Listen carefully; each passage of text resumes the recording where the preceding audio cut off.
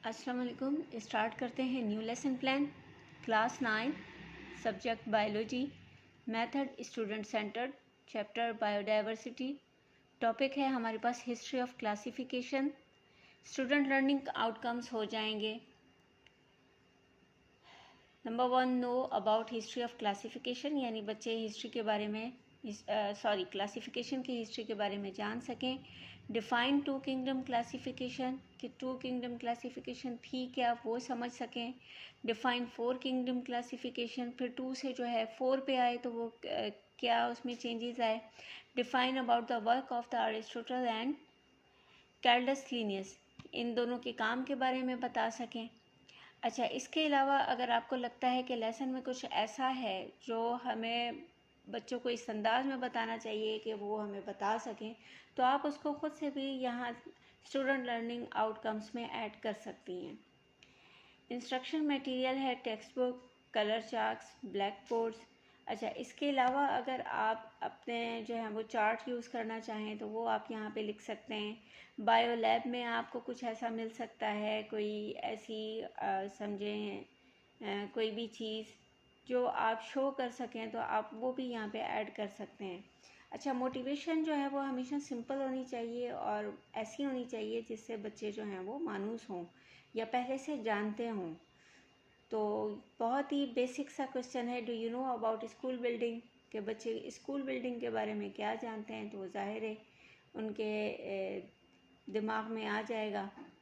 How many classes are in school, तो फिर आप पूछेंगे कि क्लासेस कितनी है, तो बताएंगे जितनी क्लासेस होंगी। ज़ाहिर है अब 6 to 10 तक जो है वो कई स्कूलों में तो बहुत से सेक्शंस बनते हैं, तो बता देंगे कि इतनी क्लासें 6 की हैं, 7 की है, 8 की हैं। Tell me the name of the labs, उसके अलावा लैब्स भी हैं हमारे पास होती हैं, ड्राइंग हॉल होता है। आप यहाँ पे ये क्वेश्चन भी कह सकते हैं कि इस क्लासेस के अलावा और क्या क्या है हमारे स्कूल में, तो बच्चे आपको तकरीबन डिटेल दे देंगे। तो उसके साथ ही आप टॉपिक अनाउंसमेंट कर दें कि बेटा जिस तरह से जो है वो हमारे स्कूल में देखें कैटेगराइजेशन है, जो है वो डिवीज़न हुई है, क्लासेस हैं, लैब्स हैं, ड्राइंग हॉल्स हैं, ठीक है, होम इकोनॉमिक्स हॉल है, तो ऑडिटोरियम हॉल्स हैं, तो डिफरेंट चीज़ें होती हैं स्कूल्स में। कंप्यूटर लैब है, तो ये भी एक क्लासिफिकेशन है हर चीज़ की। इसी तरह से आज हम पढ़ेंगे हिस्ट्री ऑफ क्लासिफिकेशन। उसके बाद बच्चों को आप इनफॉर्मल लेक्चर पर ले लें, यानी किसी न किसी तरह से आप बच्चों को साथ कनेक्ट करके रख लें लेक्चर के अंदर। अब एक सिंपल तरीका तो यही है कि आप पूछते जाएं, साथ बताते जाएं लेक्चर को देते हुए, और साथ साथ जो है वो बच्चों से क्वेश्चंस पूछते जाएं। अब जब आप उन्हें लेक्चर दे रही हैं, साथ वो क्वेश्चंस जो हैं आप उनसे पूछ रही हैं, बार बार जो बता रही हैं ना उसी को एक कॉन्सेप्चुअल क्वेश्चन में कन्वर्ट कर दिया करें, ताकि पता चले कि बच्चे की अंडरस्टैंडिंग ऐसी हो पा रही है कि वो कुछ रिटर्न में हमें बता पाए। उसके बाद स्टूडेंट एक्टिविटी तो वही सेम है जो मैं आपको सारे लेसन्स में बताती हूँ, कि थिंकिंग है कि बच्चे जो हैं वो सोचें जो कुछ लेक्चर में हुआ है। Think silently about lecture of living being in group, यानी ग्रुप्स के अंदर जो है वो सोचें इस पर। उसके बाद जो है यानी जो कुछ लेक्चर में सुना है उन्होंने उस पर सोचें। अब ये बजाय ग्रुप के आई थिंक इसको जो है वो इंडिविजुअली ले लेंगे। अब ग्रुप में ज़ाहिर क्या सोचेंगे, अकेले अकेले ही सोचेगा बंदा, ठीक है जी। उसके बाद है हमारे पास, जब आप सारा लेक्चर बच्चों को दे चुकी हैं तो यकीनन आप उन्हें बहुत कुछ बता चुकी हैं, तो अब हमने जो कुछ लेक्चर में बताया है वही हमें बच्चों से जो है वो रिवाइज़ करवाना है किसी न किसी तरीके से। तो किंगडम प्रोटिस्टा ड्रा क्लासिफिकेशन के अभी ज़ाहिर है आपने बुक्स में देखी भी पढ़ी भी, तो आप ऐसा करें कि बुक से देख कर ही जो है वो किंग प्रोटिस्टा जो है वो क्लासिफिकेशन उसकी ड्रा करें। दूसरी क्या इसमें एक्टिविटी हो सकती है कि टू किंगडम क्लासिफिकेशन जो है वो आप बोर्ड पे लिखवा लें, ठीक है। उसके बाद क्या है कि राइट फोर किंगडम क्लासिफिकेशन एक ग्रुप। अब ग्रुप्स में जो है वो एक दूसरे की हेल्प से बिना बुक में देखे जो है वो किंगडम जो है वो फोर किंगडम क्लासिफिकेशन जो है वो ड्रा करें।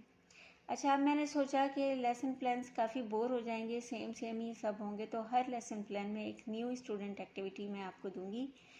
पिछले लेसन में जो है वो प्लस माइनस की दी थी कि जो बच्चे जानते हैं उसके उस लाइन पे वो प्लस लगाते जाएं और जो नहीं जानते उस पर माइनस लगाते जाएं। उससे क्या है कि आपको अपने लेक्चर में जो है वो आसानी होगी।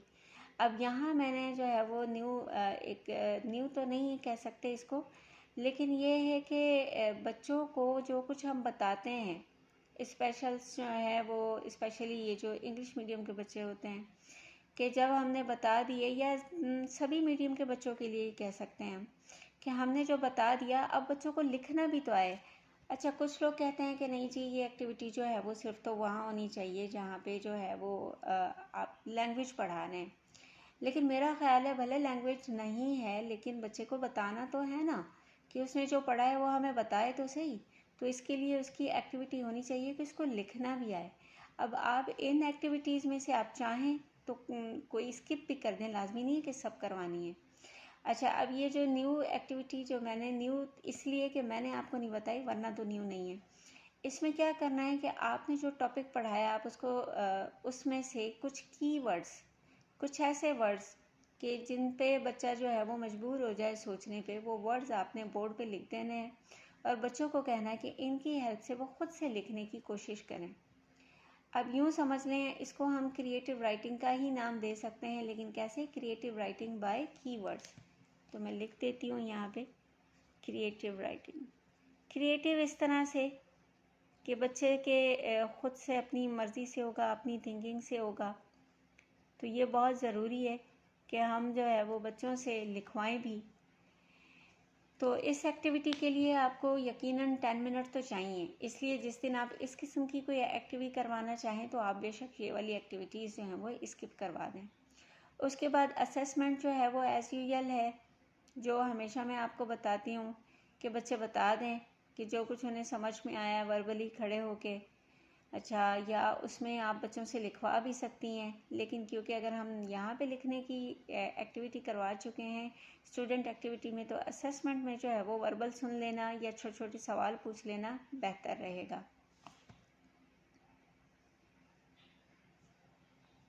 अच्छा, यहाँ अब जो है वो असेसमेंट में भी मैं एक न्यू एक्टिविटी ऐड करूँगी, ट्रू फॉल्स की एक्टिविटी रखने साथ। यानी कुछ या अगर आपके पास टाइम है तो आप बोर्ड पे लिख लें, नहीं टाइम तो आप खुद से स्टेटमेंट अपने पास लिख लें। आप वर्बल बोलती जाएं और बच्चों से ट्रू या फॉल्स की स्टेटमेंट लेती जाएं।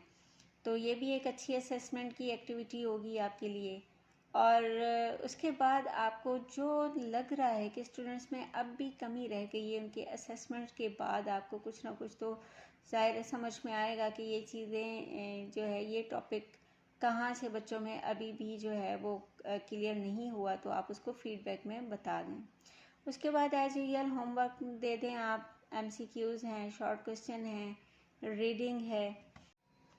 अच्छा, एक और एक्टिविटीज़ में ऐड कर देती हूँ कि स्टूडेंट्स जो हैं वो, जो हमने 2 किंगडम क्लासिफिकेशन और 4 किंगडम क्लासिफिकेशन बच्चों को बताई है, वो घर से जो है वो उसके बारे में या तो लिख कर आएँ या उसकी जो डिवीज़न है वो बना के लाएँ।